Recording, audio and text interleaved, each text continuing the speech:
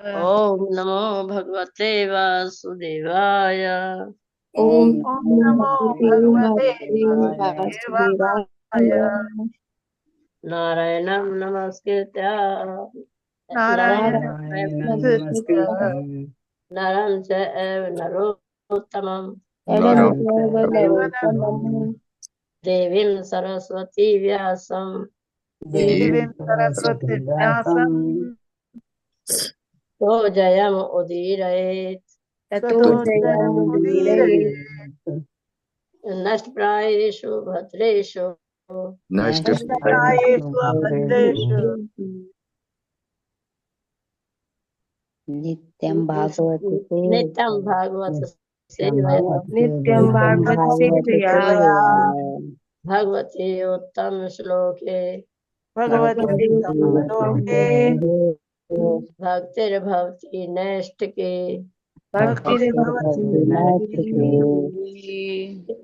कृष्ण वासुदेवाय कृष्णाय वासुदेवाय वासुदेवाय देवकी नंदनाय च देवकी नंदनाय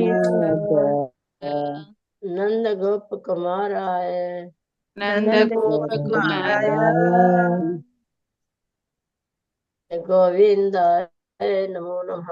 गोविंदाय नमो नमः।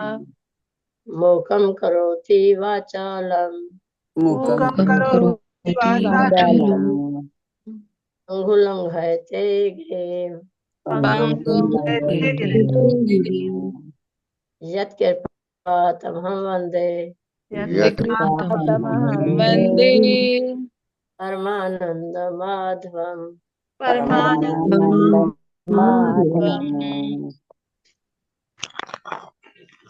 अंकल ना भारी बोलो। मंगलाचरण। अच्छा मंगलाचरण ठीक है। ओम अज्ञानतिमिरान्धस्य ज्ञानाञ्जन शलाकया चक्षुरुन्मीलितं येन तस्मै श्रीगुरुवे नमः। श्रीचैतन्यमनोभीष्टं स्थापितं येन भूतले स्वयं रूपे कदा मह्यं ददाति स्वयं रूपे कदम द्वारा बोलो।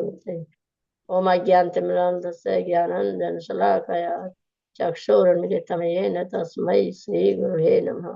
श्रीचैतन्यमनोभीष्टं स्थापितं येन भूतले स्वयं रूपे कदा मह्यं ददाति पदान्तिकम् वन्देऽहं श्रीगुरोः श्रीयुतपदकमलं वन्देऽहं श्रीगुरून् वैष्णवांश्च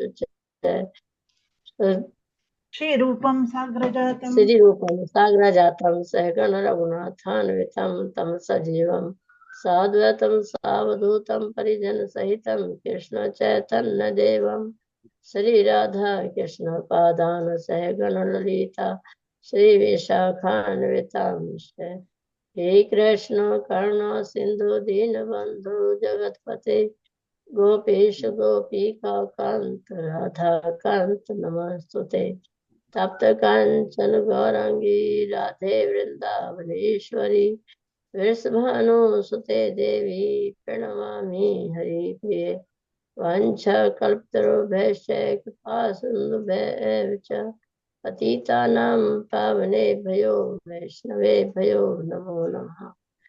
नमो जय श्री कृष्ण चैतन्य प्रभु नित्यानंद श्री अद्वैत गदाधर श्रीवासादि गौर भक्त वृंद हरे कृष्ण कृष्ण कृष्ण हरे हरे हरे राम राम राम हरे कृष्ण कृष्ण कृष्ण हरे हरे हरे राम राम हरे हरे हरे कृष्ण कृष्ण कृष्ण हरे हरे हरे राम राम हरे हरे नमो विष्णुपदाय कृष्ण पृष्ठाय भूतले श्रीमते भक्ति वेदांत स्वामिने इति नामिने नमस्ते सरस्वती देवे गौरवाणी विचारिणे निर्विशेषा शून्यवादी पाश्चात देशे तारिणे जय श्री कृष्ण चैतन्य प्रभु नित्यानंद श्री अद्वैत गदाधर श्रीवासादि गौर भक्त वृंद। हरे कृष्ण कृष्ण कृष्ण हरे हरे, हरे राम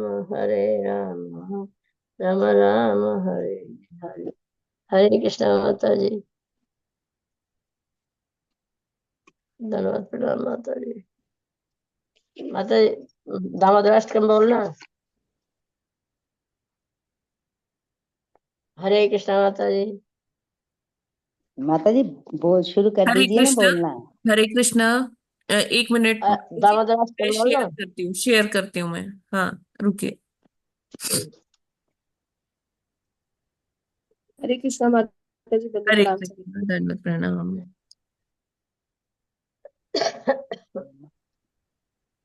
एक मिनट।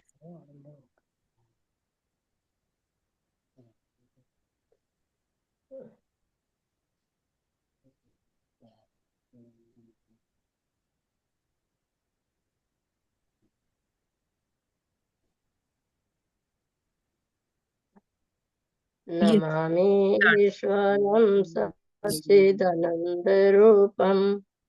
लसत्कुण्डलं गोकुले भ्राजमानम् यशोदाभियुलुकुलाधाविमानम् परामृष्टिमात्रं ततो धृत्य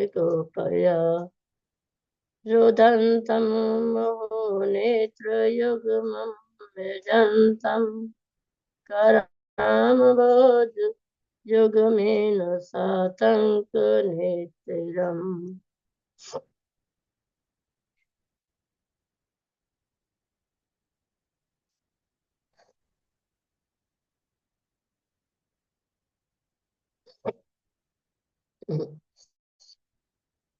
रुदन्तं मोहनेत्रं युग्मं व्यजन्तं करामभोजयुग्मेन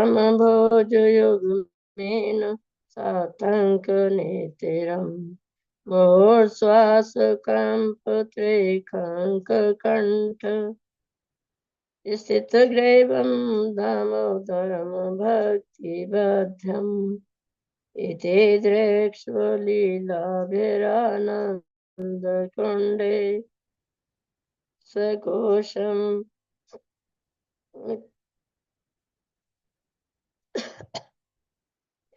सघोषं निमज्जतम् आख्यापयन्तम्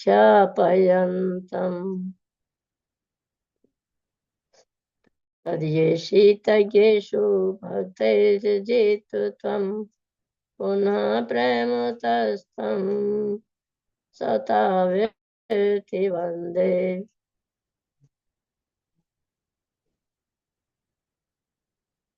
हरे कृष्ण माता जी। वरमुदेव मोक्षं न मोक्षावधिं वा न च अन्यं वर्णेम वरेषादपि इदं तेव पुरनाथ गोपाल बालम् सदा मे मनस्या विरासतां किमन्ये इदं ते मुखामे ऊर्जम् अप्युक्तो नीलैर्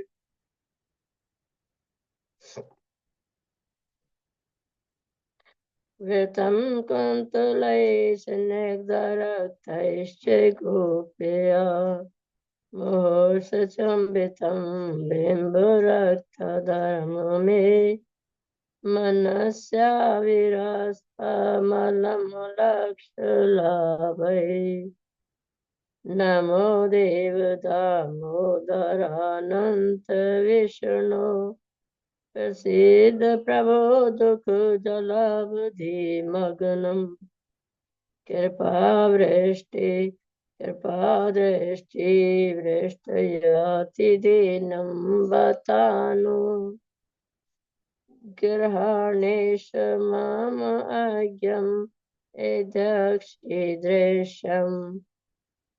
कुबेरात्मजौ भद्रमूर्तैव यतवत् त्वयामोचितौ भक्तिभाजौ कृतौ च तथा प्रेम भक्तिं स्वकाममे प्रयच्छ न मोक्षे ग्रहो मे अस्ति दामोदरेय नमस्ते अस्तु धामने प्रददीप्ति धामने तद्योदरायात् विश्वस्य धामने नमो राधिकाय तुझे प्रियाय नमो अनन्तलीलाय देवाय तुभ्यम् नमामि ईश्वरं सच्चिदानन्दरूपम् रसत्कुण्डलं गोकुले विराजमानम् यशोदाभ्योमुकुलाधाविमानम् परामृष्टिमत्यं ततो धृतिगोपया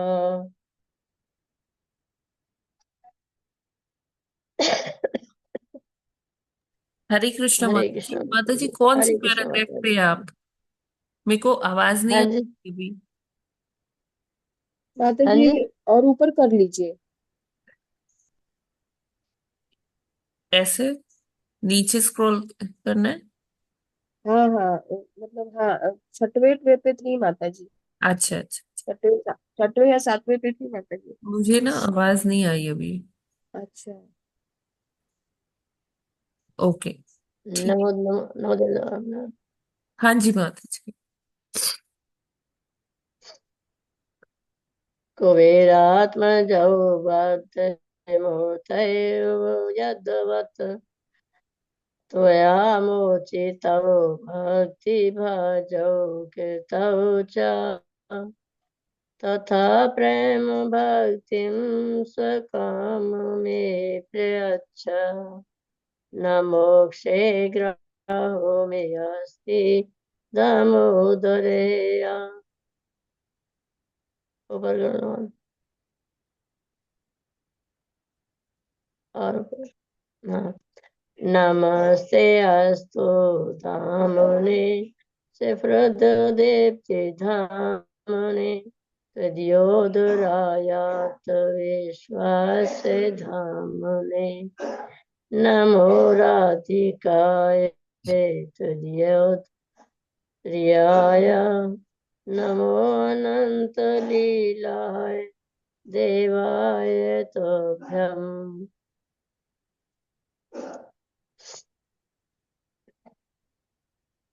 थैंक यू माता जी। बोला माता जी हरे का जपा और आज की प्रार्थनाएं करने के लिए बहुत बहुत धन्यवाद। और सभी हरे कृष्ण भक्तों का हार्दिक अभिनंदन है आज के इस पौने हरे कृष्णा, दंडवत प्रणाम रात्रिकालीन माता जप जी। सत्र में सभी का हार्दिक अभिनंदन। हरे कृष्णा। हरे माता कृष्ण माता जी, जी दंडवत प्रणाम माता जी। सभी को जी प्रणाम।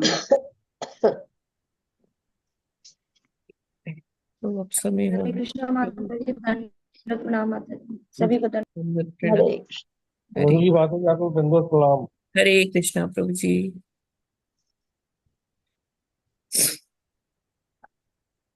हरे कृष्णा माता जी, दंडवत प्रणाम। हरे कृष्णा। हरे कृष्णा। हरे कृष्णा। हरे कृष्णा माता जी। हरे कृष्णा। हरे कृष्णा माता जी, दंडवत प्रणाम। शेयर कर रही हूँ मैं। एक मिनट, प्रभुपाद जी का कोट का समय हो गया, मैं शेयर कर रही हूँ।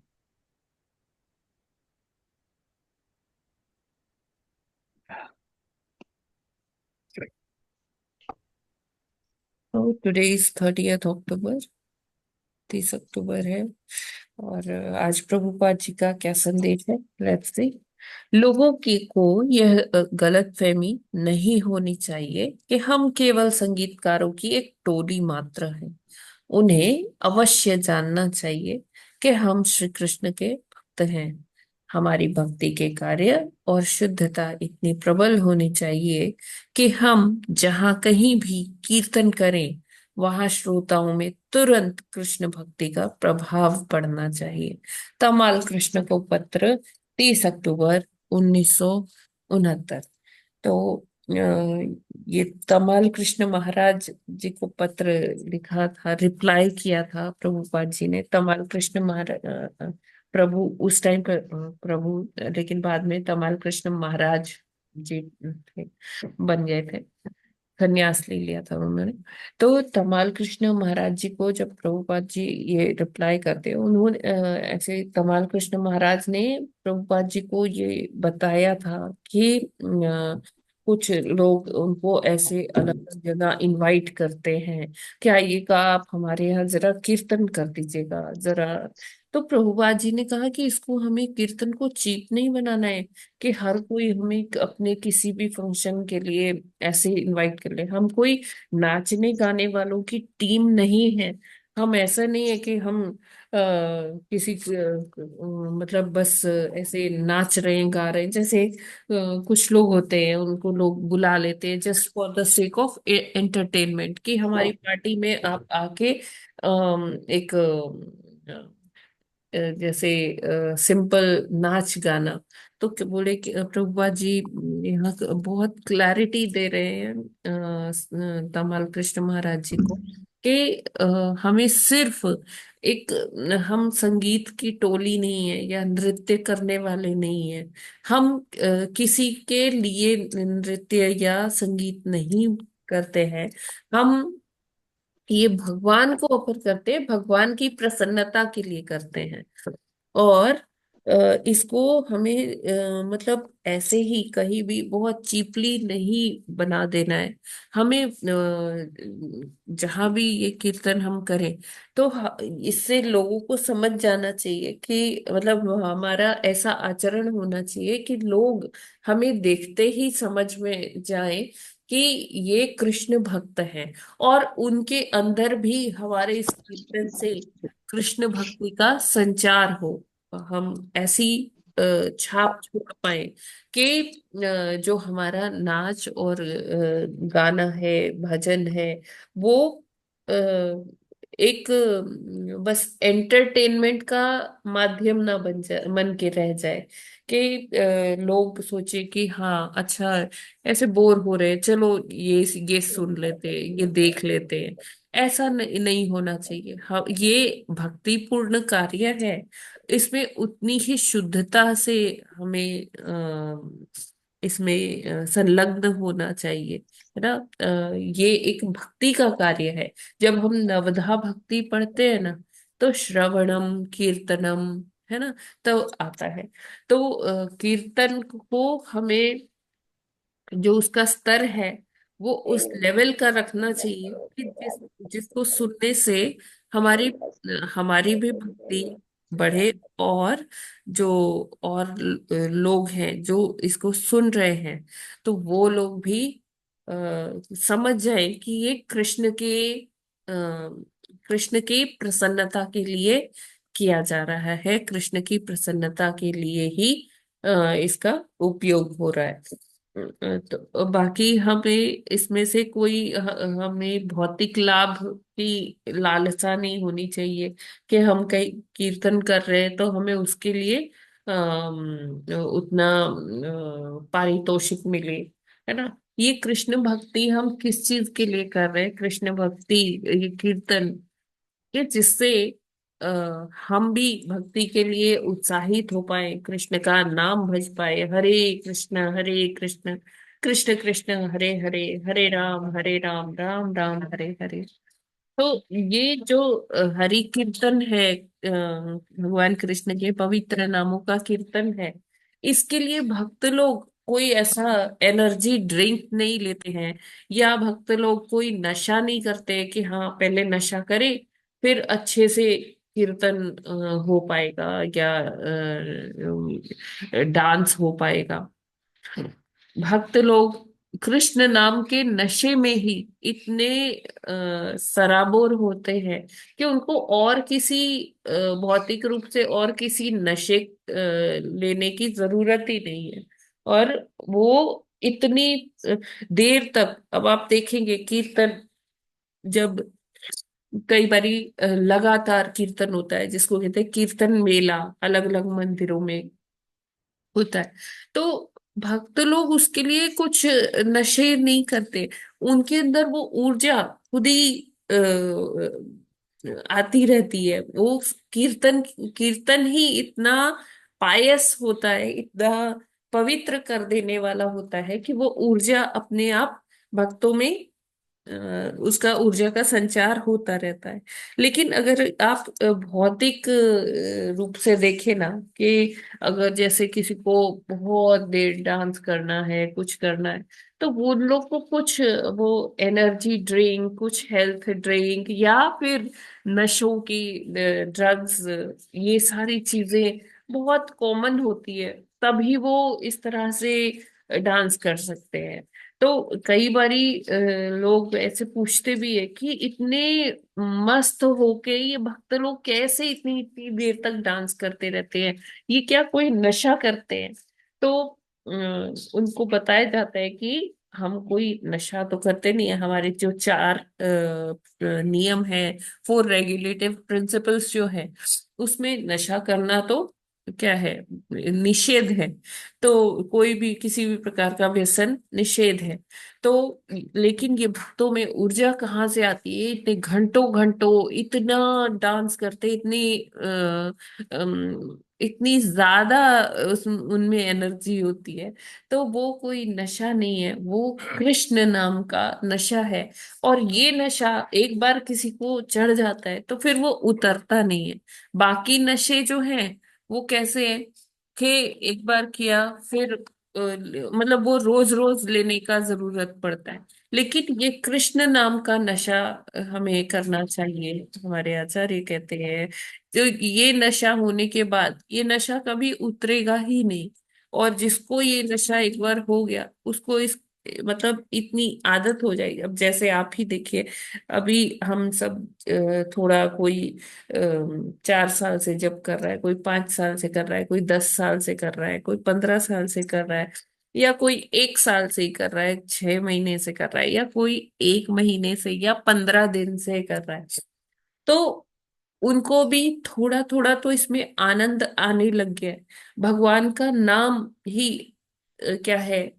भगवान कौन है? सर्व आकर्षक है ना? कृष्ण का क्या मतलब होता है? सर्व आकर्षक, कि उनसे अगर उनसे आकर्षण हो गया ना, फिर और कोई चीज नहीं है कि आपको जिससे आकर्षण हो पाएगा। सर्वोत्तम आकर्षण कौन सा है? कृष्ण जी का आकर्षण है। या सर्वोत्तम आनंद कौन है? आनंद के आगार कौन है? आनंद के समुद्र कौन है? आनंद सिंधु जिनको कहते हैं, वो है श्री रामचंद्र जी। तो अगर ये आनंद लेने का हमें नशा हो गया, तो फिर हमें और कोई आनंद नहीं भाएगा, या श्री कृष्ण के अलावा और कोई आकर्षण नहीं होगा। तो जिनको राम का नशा हो गया, जिनको कृष्ण का नशा हो गया, तो वो लोग किसी और कोई और नशा उनको लुभा ही नहीं पाएगा। क्यों? क्योंकि ये सर्वोत्तम कैटेगरी के नशे हैं। तो इसमें से हम कभी एक बार हो गया तो लाइफ लॉन्ग ये नशा बना रहेगा। और जिसे कहते हैं ना, जीवन के साथ भी, जीवन के बाद भी। तो ये जीवन के बाद भी ये चलता रहेगा। और अगर ये नशा हमें हो गया, तो वो ये वाला नशा हमें इस भौतिक जगत से, इस भव सागर से पार कराकर कहाँ ले करा जाएगा? दे लीजिए। आध्यात्मिक जगत। भगवत धाम बन जाएगा और आध्यात्मिक। भगवान का संग मिलेगा हमें। तो ये जो नशा है, ये वहां भी चलता रहेगा आध्यात्मिक जगत में। क्यों? क्योंकि हम वहां भगवान के और समीप हो जाएंगे, सानिध्य। और उनके सेवा में हमें और आनंद आएगा। और ये नशा लगातार बढ़ता ही चला जाएगा। एक दिन है, फिर दूसरे दिन और हो गया, तीसरे दिन और हो गया। तो ये एक्सपोनेंशियली राइज करता जाएगा, करता जाएगा, करता जाएगा। और कभी भक्त लोग ना बोर नहीं होते कि अरे ये बड़ा मोनोटोनस सा हो गया, हर रोज हमें हरे कृष्ण कृष्ण कृष्ण हरे हरे, हरे राम राम राम हरे हरे, राम राम हरे रोज रोज रोज, हर पल पल इतना, रोज कोई 16 माला कर रहा है, कोई 32 माला कर रहा है, कोई 64 माला कर रहा है ना। तो शुरू हमने कब कैसे किया, एक माला से किया, फिर दो हुआ, तीन हुआ, चार हुआ, आठ हुआ। तो इस तरह से इतना नशा होता है इस भगवान के नाम का कि कोई बोर नहीं होता। अगर हम मान लीजिए कोई भौतिक चीज बार बार रटते रहें, कुछ भी, जैसे हमें कुछ कोई चीज बड़ी लुभाती है, मान लीजिए किसी को डायमंड बहुत पसंद है, वो बोले डायमंड डायमंड डायमंड डायमंड, इसी की रटना लगाए रहे, तो वो बोर हो जाएगा, वो उसकी जिह्वा थक जाएगी। लेकिन कृष्ण और राम का नाम ऐसा है, श्रीमती राधा रानी का नाम हरे ऐसा है कि जो हमारी जिह्वा बोलते हुए थकती नहीं है, जिह्वा को आदत पड़ जाती है ये रटने की। तो ये क्या है, क्योंकि कृष्ण नाम का नशा, राम नाम का नशा, श्रीमती राधा रानी जी के नाम का नशा, ये जो हरे कृष्ण महामंत्र है ना, ये बहुत ही आ, पावन कर देने वाला है हमें, पावर। हर तरह से, शारीरिक रूप से, मानसिक रूप से, आत्मिक रूप से ये शुद्ध बनाता है, पावन कर देता है हमारी काया को भी, और हमारी जो आत्मा है उसी उसको भी। तो निरंतर जब हम जब करते रहते हैं या कीर्तन करते रहते हैं, तो क्या होता है कि हमारे हृदय में जो जन्म जन्मांतर से भरे हुए मैल है, कल्मश है, वो अपने आप ही कम होता है और दूर। शुद्धता आती है। ठीक है। तो चेतो प्रभुपाद परमात्मा। जी यहाँ इस बात पर बल दे रहे हैं कि हमें इसे साधारण नहीं बना देना है, हमें इसे एकदम चीप नहीं बना देना है कि हम कोई बस नाचने गाने वालों की तरह ही हरे कृष्णा वाले भी लगे।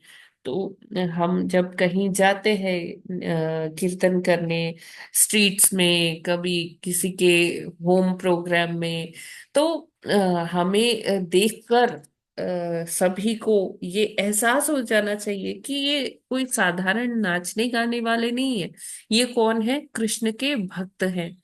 तो हमें ऐसा आचरण ही रखना चाहिए। ठीक है। हरे कृष्णा। जगत गुरु श्रील प्रभुपाद की जय। प्रभुपाद जी की जय। आई होप ये क्लियर है। अति सुंदर, अति जय सुंदर। माता दी। माता जी, हरे ये तो नशा ही इस कृष्ण। तरीके का है, हरि नाम का नशा, तो ये दिनों दिन बढ़ता ही चला जाता है, बढ़ता ही चला जाता है। और आनंददायक, उत्साह पूर्वक आनंददायक, अंदर से स्ट्रेंथन करने वाला, बहुत बहुत ज्यादा। एग्जैक्टली। तो अभी समय हो गया है भागवतम अध्ययन का।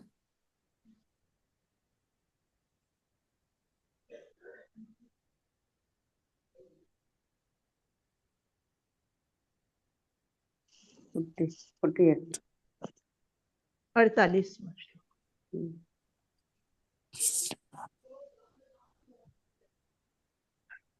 यस माता जी, आप पढ़ेंगे? जी माता जी।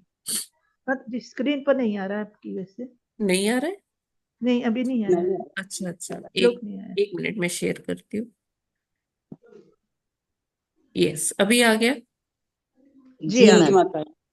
48वां श्लोक। नात्यन्तिकं विगणयन्त्यपि ते प्रसादम् किं वन्यदर्पितभयं भ्रुव उन्नयैस्ते ये अङ्गत्वदङ्घ्रिशरणा भवतः कथायाः कीर्तन्यतीर्थयशसः कुशला रसज्ञाः। हरे कृष्णा। हरे कृष्णा।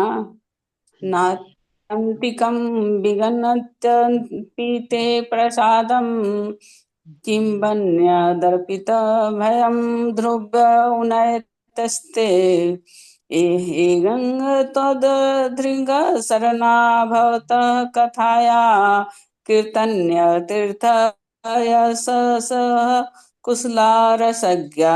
हरे कृष्णा। हरे कृष्णा। सभी को दंडवत प्रणाम। ना आत्यंतिकम विगड़यन्ति अपि ते प्रचारम्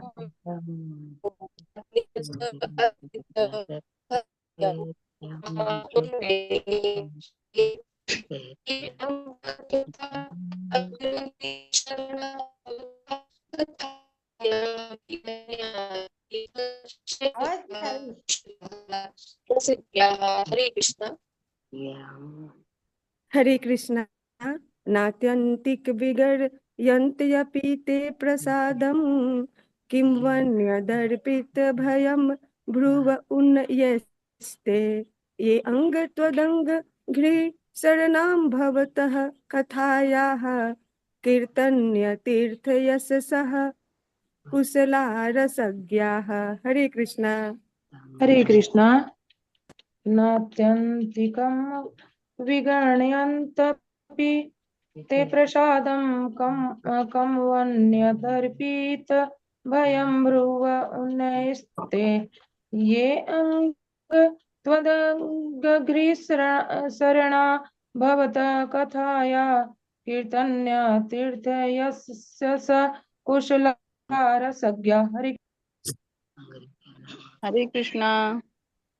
नात्यन्तिकं विगर्यन्तपि ते प्रसादं किं वन्यदर्पितभयं भ्रुव उन्यस्ते वेऽङ्गत्वदङ्घ्रिसरणा भवतः कथायाः कीर्तन्यतीर्थय संसा कुशलारसज्ञाः। हरे कृष्णा। हरे हरे कृष्णा। कृष्णा। न, पढ़िए न, माता जी, आप पढ़िए।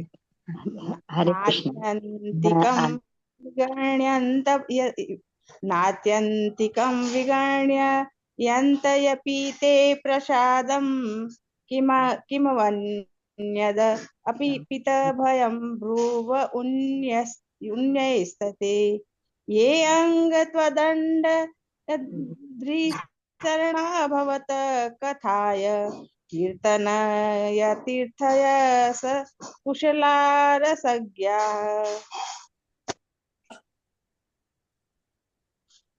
हरे कृष्णा। न आत्यन्तिकं विगणयन्ति अपि ते प्रसादं किं वन्यदर्पेभ्यं भ्रुवोन् उन्यस्यते यं तवदङ्घ्रशना भवतः कथायाः कीर्तन्य तीर्थयशः कुशलारसज्ञः। हरे कृष्णा। सभी को दंडवत प्रणाम। हरे कृष्णा। सबको सादर प्रणाम। नात्यंतिकम विगत विगत विगणयन्यपि ते प्रसादं किं वन्यदर्पितभयं भ्रुव उन्नयेस्ते यङ्गा त्वदीय घ्रिशरणा भवतः कथायाः कीर्तन्य तीर्थयशः कुशलारसज्ञाः। हरे कृष्णा। सादर प्रणाम। हरे कृष्ण। नात्यन्तिकं विगणयन्त्यपि ते प्रसादं किं वन्यदर्पितभयं भ्रुव उन्नयस्ते ये अङ्गत्वदङ्घ्रिशरणा भवतः कथाया कीर्तन्य तीर्थयशसः कुशलारसज्ञा। हरे कृष्ण। हरे कृष्णा। नात्यन्तिकं विगणयन्त्यपि ते प्रसादं किं वन्यदर्पिते भयं भ्रुव उन्नयेस्ते ये त्वदङ्घ्रिशरणा भवतः कथाया कीर्तन्यतीर्थ यशसः कुशलारसज्ञा।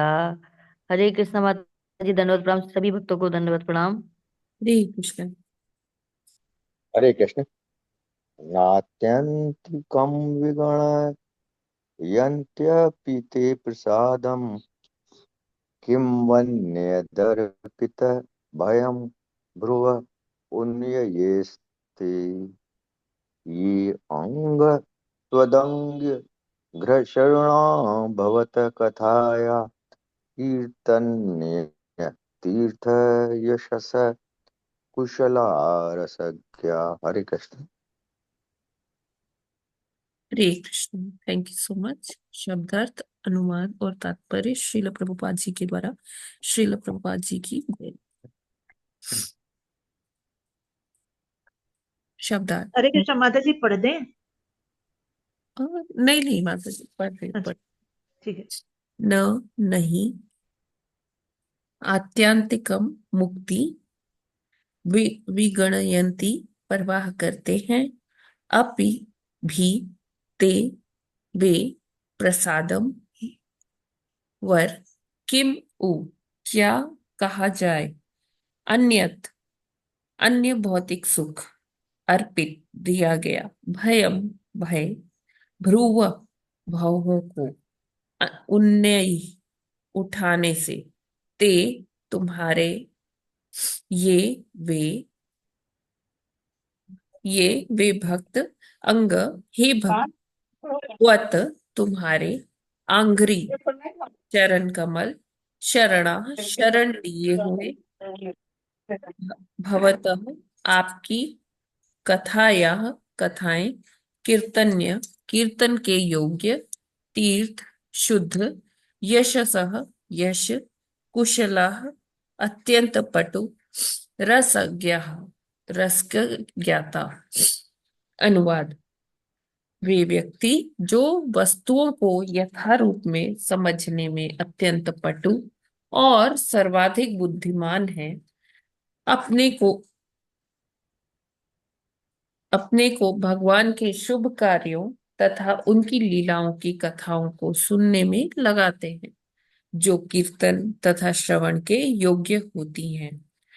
ऐसे व्यक्ति सर्वोच्च भौतिक वर्ग की अर्थात मुक्ति की भी परवाह नहीं करते। स्वर्गलोक के भौतिक सुख जैसे कम महत्वपूर्ण वरों के विषय में तो कुछ कहना ही नहीं। तो यहाँ पर भक्ति की ही महत्ता के बारे में बताया जा रहा है कि जो भक्त है और जो भौतिक स्तर पर लोग हैं उनमें क्या डिफरेंस है। जो भक्त है उसके जो कार्यकलाप है, उसका जो परसेप्शन है, सोचने का जो तरीका है, वो भौतिकता में फंसे हुए जो लोग हैं उनसे एकदम भिन्न होते हैं। जैसे भक्त लोग भगवान की कथाओं को सुनने में रुचि लेते हैं। भौतिकतावादी सोचता है व्यक्ति कि जितनी देर में मैं यहाँ बैठकर कथा सुनूंगा, ये कथा कहानी से क्या होता है, उतनी देर में तो मैं कमा लूंगा कुछ। तो वो इस तरह से वो भौतिकता की तरफ ज्यादा उसका रहता है ध्यान। और जो व्यक्ति जो भक्त है वो उसका रुझान किधर रहता है, उसका रुझान रहता है कि हाँ मैं भगवान की थोड़ी सेवा कर लेता हूँ, थोड़ी कथा सुन लेता हूँ। हाँ, मतलब ये नहीं है कि वो सारा दिन ही करता रहेगा, गृहस्थ आश्रम में इतना इजी नहीं है, है ना। बाकी सारे, लेकिन क्योंकि वो अपने हर काम को भगवान को डेडिकेट करता है, तो उसका हर कार्य ही क्या है, वो भक्ति है। और ऐसा व्यक्ति जो भक्ति में लगा हुआ है, भगवान की सेवा में लगा हुआ है, भगवान की चिंतन में रहता है, तो उस व्यक्ति को अगर स्वर्ग के सुख भी दे दिए जाए तो वो उसको भी रिजेक्ट कर देगा। क्यों? क्योंकि भक्तों के लिए स्वर्ग कोई मतलब स्वर्ग भी उनको पता है कि ये एक दिन हमसे, ये स्थायी नहीं है, एक दिन हमसे ये भी छूट जाएगा, है ना। जैसे हम ये भौतिक जगत में रहते हैं, अपने संपत्ति संचय करते हैं, सब करते हैं, है ना। तो वो क्या है कि हमें इतना मतलब हमें ये पता होता है कि हम जो है इसको हमेशा हमेशा के लिए हम यहाँ नहीं बैठे रहेंगे, इसका भोग नहीं कर पाएंगे। लेकिन फिर भी मनुष्य क्या करता है, संचय करता रहता है, करता रहता है ना। और इसी संचय करने में ही वो अपना जीवन निकाल देता है। लास्ट में उसे पता लगता है जिस धन के पीछे वो भाग रहा था वो धन तो उसके साथ जाएगा नहीं। हाँ, एक इन्वेस्टमेंट जो है, एक धन जो है वो हमारे साथ जाता है कि हमने जो अ, कर्म किए हैं वो हमारे साथ जाते हैं, जो हमने भक्ति की है वो हमारे साथ जाती है। तो लेकिन हमने ये इन्वेस्टमेंट तो किया ही नहीं, भूल गए अपने जीवन में।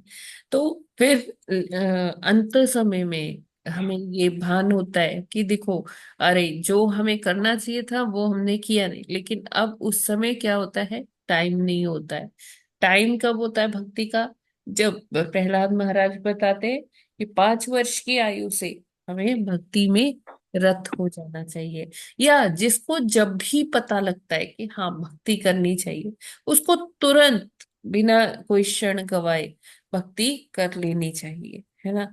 चाहे वो 5 वर्ष की आयु हो, 10 की हो, किसी का 30 हो गया, 35 हो गया, 40, जब जिसको पता चलता है कि हाँ भक्ति करनी चाहिए, भगवान की शरण में वो आ गया, तो उसको तुरंत ही फिर आगे टाइम वेस्ट नहीं करना चाहिए। तो यहाँ पर यही बता रहे कि अगर कोई भक्त को स्वर्ग भी दिया जाए या कोई भौतिक वर कि आपको यश, कीर्ति और नेम फेम, ये पैसा, ये सारा कुछ मिलेगा, तो भक्त लोग के लिए ये एकदम क्या है, कंकड़ की तरह से है। वो क्यों इतना ध्यान नहीं देते इसके प्रति? क्यों? क्योंकि उनको जो परम सुख के आगार है भगवान है, उनके नाम का नशा है। और उसको उनके ही, माता जी प्लीज म्यूट करिए। हम गए तो अपन मंजू माता जी,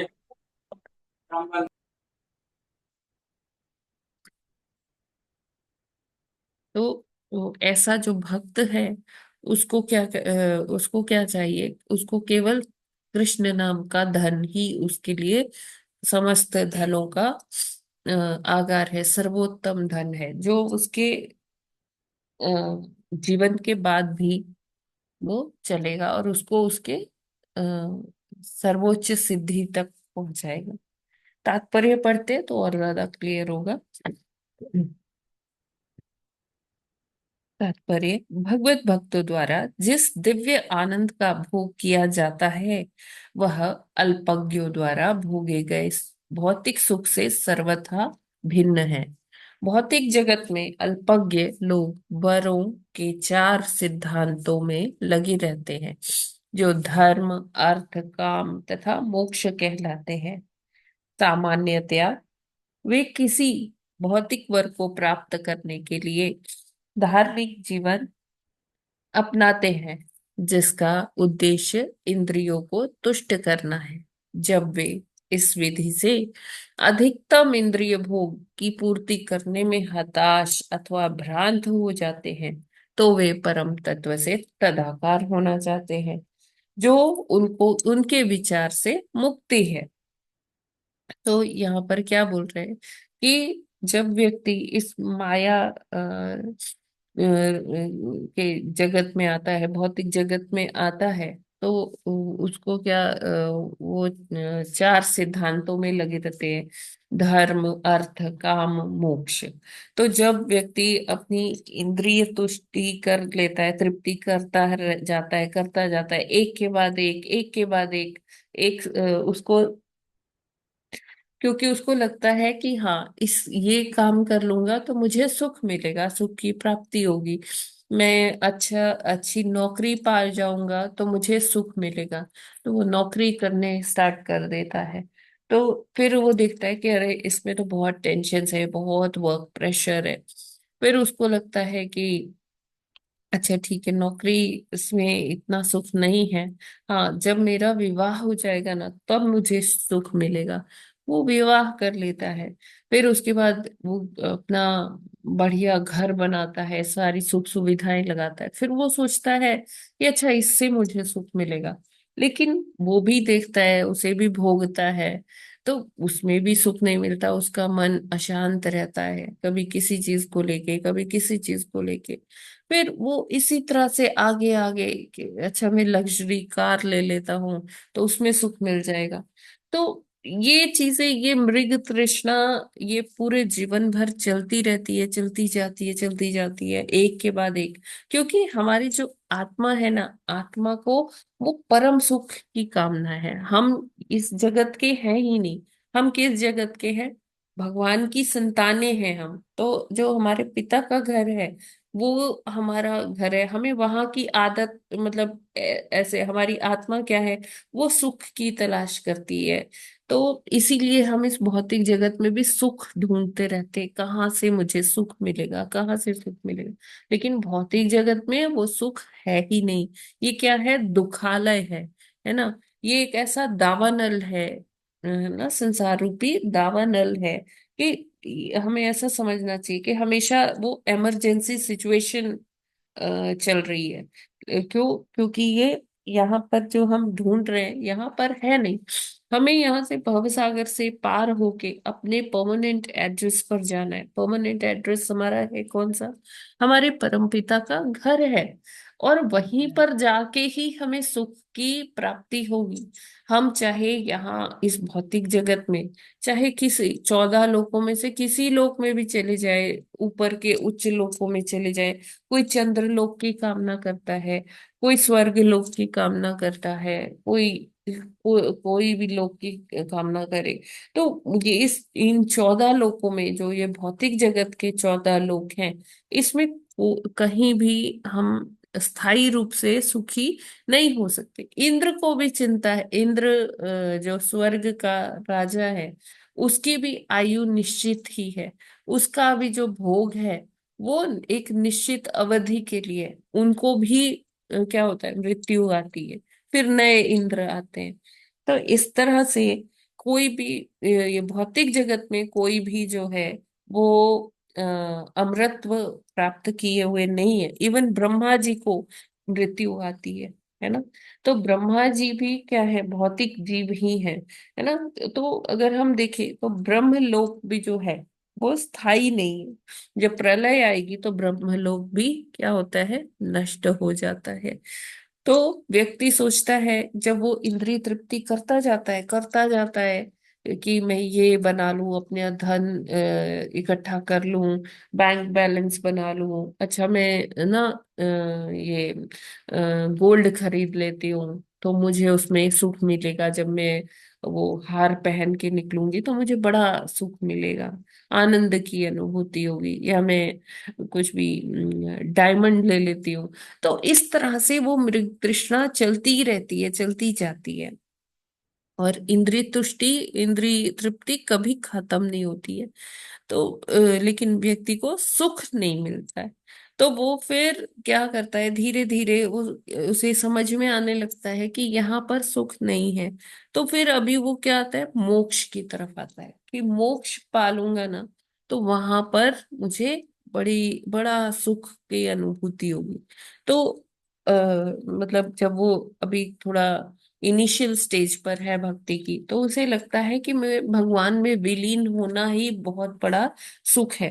तो कहते हैं कि जी मेरे को तो मुक्ति प्राप्त करनी है। क्या हो कैसे करोगे? बोलेंगे मुझे भगवान में लीन हो जाना है। अरे भगवान में लीन होने का क्या मतलब है? जैसे हमने कल पढ़ा था, परम सत्य की पहली अवस्था क्या है? निर्विशेष ब्रह्म, जो कि भगवान के शरीर में से निकली हुई कांति है ना। तो ये जो कांति है भगवान के शरीर में से निकली हुई, एक प्रकाश पुंज, अब उसी में समा गए, वहीं पर भटक रहे, घूम रहे, इसमें क्या आनंद है? भक्त कहते हैं, आचार्य बताते हैं कि आनंद क्या है? जब हम भगवान की सेवा में लगते हैं, भगवान के साथ, भगवान हमें अपने संगी के रूप में प्रेम करते हैं, भगवान के साथ खेलने को मिलता है, भगवान के साथ गोचारण में जाने को मिलता है, लीलाएं करने को मिलता है, भगवान अपने हाथों से आ, मक्खन खिला रहे हैं, या भगवान की कोई गोपी बन गई तो भगवान के साथ वो नृत्य कर रही है ना। ऐसे भगवान जैसे यशोदा मैया के साथ अलग तरह की लीला, उनके पुत्र बन के भगवान आनंद लेते हैं और उनको भी देते हैं। तो जो भक्त है ना, वो भगवान के साथ किसी संबंध में जुड़ना चाहता है, किसी भाव में वो उनकी भक्ति करना चाहता है। कोई सखा बन के आनंद लेना चाहता है, कोई भगवान के दास बन के उनका सानिध्य प्राप्त करना चाहता है, कोई भगवान के माता पिता बनकर उनका वो सुख का की अनुभूति करना चाहता है, कोई भगवान की प्रेमिका बन के या भगवान की पत्नी बन के वो सुख का अनुभूति करना चाहते। तो चाहे माधुर्य लीला हो या वात्सल्य लीला हो या साख्य भाव में भगवान का प्रेम हो, दास्य भाव में हो, या कोई चाहता है कि मैं ना शांत भाव में भगवान की सेवा करूं। तो शांत भाव में जैसे कि कोई घास बन गया, घास के उस घास पर भगवान अपने चरण रख रहे हैं, कोई रज बन गया, भगवान उस पर चल रहे हैं, खेल रहे हैं, तो वो आनंद उसको शांत भाव है, वो कुछ बोल नहीं रहा, कुछ कर नहीं रहा, लेकिन भगवान से उसका संबंध है। जैसे भगवान किसी कोई पत्थर उठा लेते हैं, है ना, उस पत्थर से क्रीड़ा करते हैं, या कोई उनकी बांसुरी बन गया, कोई उनके इस तरह से बड़े सारे भाव हैं जिसमें भक्त भगवान की सेवा कर सकता है। और इस सेवा से भक्त को भी आनंद मिलता है और भगवान को भी आनंद मिलता है जब ये सेवा होती है।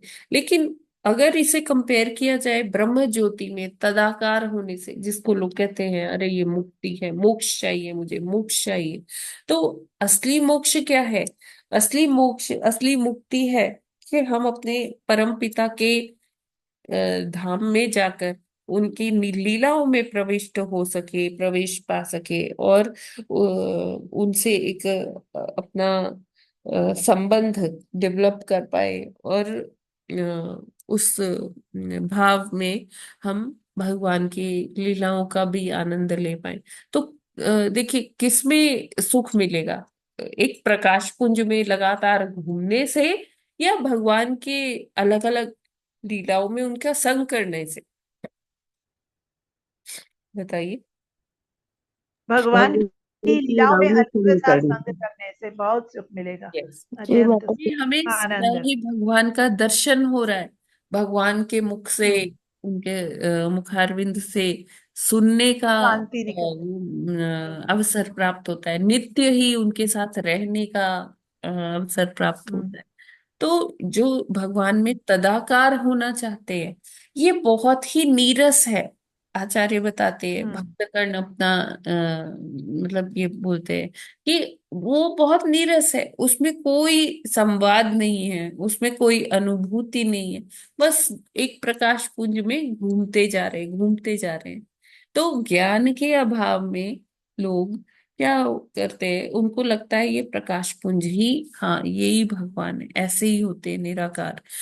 लेकिन ऐसा नहीं है। ये इस प्रकार की मुक्ति पर भक्त लोग क्या करते हैं, उसके ये नहीं प्राप्त करना चाहते, उसी कहते मुक्ति हैं में ये भक्त लोग नीरस भूखते हैं।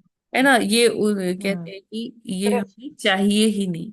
तो चाहे स्वर्ग का सुख मिले या ये इस प्रकार की मुक्ति मिले जहाँ प्रकाश पुंज में ही घूमते रहना है, तो ऐसी मुक्ति क्या है, ये उनके विचार में ये नीरस है।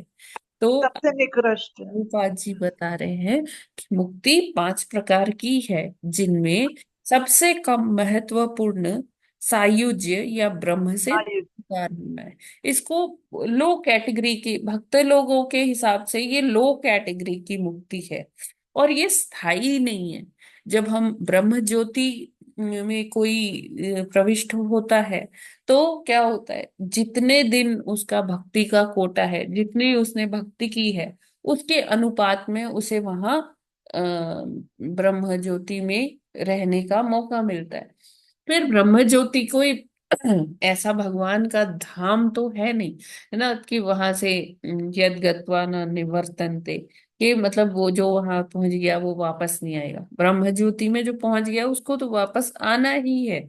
जितना उसका भक्ति का कोटा है बस उतना टाइम तक वो वहां रह सकता है, बाकी फिर उसे भूलोक में आके कर्म करना पड़ेगा। तो ये स्थायी मुक्ति नहीं है। भक्तगण ऐसी मुक्ति की परवाह नहीं करते, क्योंकि वे वास्तव में बुद्धिमान होते हैं। ना ही वे अन्य चार प्रकार की मुक्तियों में से किसी की भी कामना करते हैं। ये हैं भगवान के ही लोक में निवास करना, सालोक्य, संगी के रूप में भगवान के साथ साथ रहना, सामीप्य, उनके जैसा ही ऐश्वर्य पाना, सार्ष्टी, तथा वैसा ही शारीरिक रूप प्राप्त करना, सारूप्य। सारूप्य वे तो एकमात्र भगवान की तथा उनके शुद्ध कार्यों की महिमा का गुणगान करना चाहते हैं। शुद्ध भक्ति तो श्रवणम, कीर्तनम है। भगवान की महिमा के श्रवण तथा कीर्तन में दिव्य आनंद लेने वाले शुद्ध भक्त किसी प्रकार की मुक्ति की परवाह नहीं करते। यदि उन्हें पांचों मुक्तियां भी प्रदान की जाएं, वे उन्हें अस्वीकार कर देते हैं, जैसा कि भागवत के तृतीय स्कंद में बतलाया गया है। भक्त भौतिकतावादी लोग स्वर्ग लोक में स्वर्गिक सुख के इंद्रिय भोग की आकांक्षा करते हैं, किंतु भक्तगण ऐसे भौतिक आनंद का तुरंत तिरस्कार कर देते हैं। भक्त इंद्र के पद तक की परवाह नहीं करता। भक्त जानता है कोई भी आनंदप्रद भौतिक पद कभी न कभी विनष्ट हो जाएगा। यदि वह इंद्र, चंद्र या किसी अन्य देवता के पद तक पहुंच भी जाता है, तो एक अवस्था ऐसी आएगी जब वह विनष्ट हो जाएगा। भक्त कभी भी ऐसे क्षणिक आनंद में रुचि नहीं दिखाता। वैदिक शास्त्रों से यह समझा जाता है कि कभी ना कभी ब्रह्मा तथा इंद्र तक नीचे गिरते हैं, किंतु दिव्य भगवत धाम से भक्त कभी नीचे नहीं गिरता। जीवन की इस दिव्य अवस्था की, जिसमें मनुष्य भगवान की लीलाओं को सुनने में दिव्य आनंद का अनुभव करता है, श्री चैतन्य महाप्रभु ने भी संस्तुति की है। जब श्री चैतन्य महाप्रभु रामानंद राय से बातें कर रहे थे, तो आध्यात्मिक साक्षात्कार के विषय में रामानंद ने तरह तरह के सुझाव रखे थे, किंतु श्री चैतन्य महाप्रभु ने इस एक सुझाव के अतिरिक्त सबों को निरस्त कर दिया था कि मनुष्य को शुद्ध भक्तों की संगति में भगवान की महिमाओं का श्रवण करना चाहिए। वह सबों को स्वीकार्य है। विशेष रूप से इस युग में मनुष्य को चाहिए कि शुद्ध भक्तों से भगवान के कार्यकलापों के विषय में सुनने में अपने को लगाएं। मानव जाति के लिए यह सर्वोच्च वरदान माना जाता है। तो यहाँ पर प्रभुपाद जी कोट कर रहे हैं कि वो संवाद के बारे में चर्चा कर रहे हैं जो श्री चैतन्य महाप्रभु और रामानंद राय के बीच में ये संवाद हुआ था। तो रामानंद राय जी बहुत सारी चीजें कहते हैं कि हम ये भी कर सकते हैं, हम वो भी कर सकते हैं, ऐसा भी कर सकते हैं भक्ति में आगे बढ़ने के लिए। लेकिन महाप्रभु उन सब चीजों को बोलते हैं कि ये इतना इम्पोर्टेंट नहीं है जितना इम्पोर्टेंट है श्रवण करना। तो भक्त लोग श्रवण करने में ही बहुत रुचि दिखाते हैं। क्यों? क्योंकि उनको भगवान की कथाओं से एकदम एडिक्शन हो गया। जैसे किसी को ड्रग्स की एडिक्शन होती है, किसी को शराब की एडिक्शन होती है, किसी को किसी प्रकार के नशे की एडिक्शन है, किसी को मूवी देखना बड़ा पसंद होता है, एक तरह से एडिक्ट हो जाते हैं वो कि मेरे को ये नेट सीरीज देखनी है, ये या कोई गाना सुनने का है। लेकिन भक्त लोग जो होते हैं ना, उनको भगवान की कथा की लत लग जाती है। अभी कुछ तो आनंद मिलता होगा ना कि हम सभी 2:30 बजे 3 बजे उठ रहे हैं और उसके बाद भगवान के नामों का, पवित्र नामों का जप कर रहे हैं, उसके बाद 6 से 7 भागवतम की कथा सुन रहे हैं। कुछ तो रस आता होगा ना। अदरवाइज जो लोग सो रहे हैं वो कहते हैं अरे तुम्हें क्या पता सोने का आनंद क्या है। लेकिन भक्त कहता है अरे तुम्हें क्या पता कि हमें क्या आनंद मिल रहा है। भागवतम जी का बिल्कुल, रसास्वादन करने अद्भुत जैसा आनंद। कोई और हम्म, सुख है ही नहीं। तो ये भक्तों को जो है, जो डिवोटीज है, उनको जो भगवान की महिमा है वो श्रवण करने में एक अलग अनुभूति होती है, अलग आनंद आता है उनको। और वो क्या करते हैं, जैसे चैतन्य महाप्रभु ने भी यहाँ यही इसी को रेकमेंड किया है कि श्रवण करना ये बेस्ट पॉसिबल वे है जिससे हम भगवान के साथ कनेक्ट हो सकते हैं। क्योंकि जब हम भगवान की लीलाएं सुनते हैं, भगवान के कार्यकलाप सुनते हैं, है ना, उनके बारे में हम जानते हैं कि भगवान कैसे दिखते हैं, कैसे हैं, क्या किया उन्होंने, तो हमारा जुड़ाव, हमारा एक कनेक्शन स्थापित हो जाता है भगवान से। और कहते हैं कि आचार्य बताते हैं कि जब कानों के माध्यम से हम ये कथा का आस्वादन करते हैं ना, तो भगवान कानों के माध्यम से हमारे हृदय में प्रवेश करते हैं। और एक बार जहां भगवान प्रवेश कर लिए तो फिर वहां और किसी चीज की जगह नहीं होती। भगवान वहां सारा सफाई कर देते, एकदम साफ कर देते हैं। और फिर ये जो हमारे हृदय में जन्म जन्मांतर से भरे ये कल्मश, कलमश। तो वो उनसे हम मुक्ति प्राप्त कर लेते हैं, वो हाँ, कल्मश हट जाते हैं। काम, क्रोध, लोभ, मोह, मद, मत्सर्य, ये मत्सर। सारी जितनी चीजें होती है, एनवी, है ना, ग्रीड, ये सारा लस्ट, ये सब चला जाता है एक बार जब भगवान हमारे हृदय में प्रवेश करते हैं। भगवान हमारे अंदर कैसे प्रवेश करते हैं? एक कथा के माध्यम से, कानों से हृदय तक आते हैं। एक प्रसाद के माध्यम से आते हैं हमारे अंदर। प्रसाद भी क्या है? भगवान और भगवान का प्रसाद जो है उसमें कोई भिन्नता नहीं है। भगवान और भगवान के नाम में कोई भिन्नता नहीं है। भगवान और भगवान की जो कथाएं हैं उस वो अभिन्न है।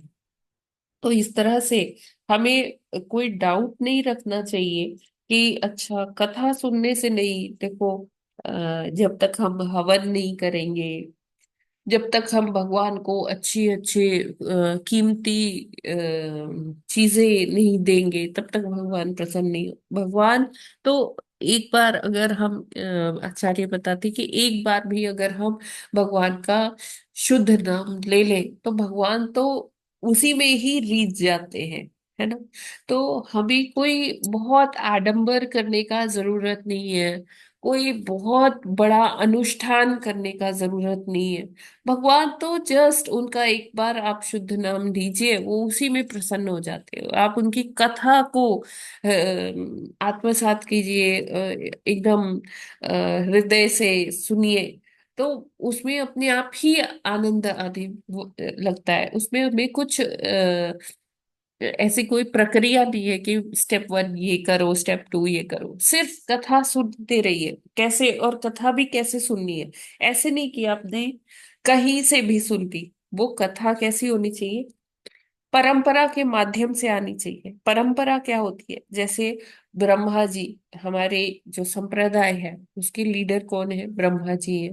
फिर ब्रह्मा जी के बाद नारद जी, नारद जी के बाद व्यास देव, व्यास देव जी के बाद और गुरु हुए हैं हमारे।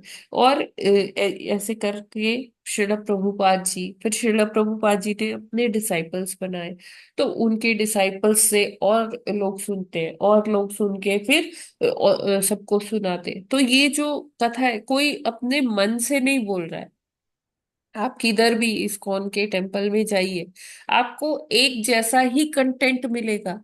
स्पीकर्स बदलते रहेंगे, लेकिन कंटेंट जो है ना, वो सेम ही रहेगा। आपको सेम लगेगा रहता है। अच्छा, ये कथा तो मैंने उनके मुंह से भी यही एग्जाम्पल सुना था।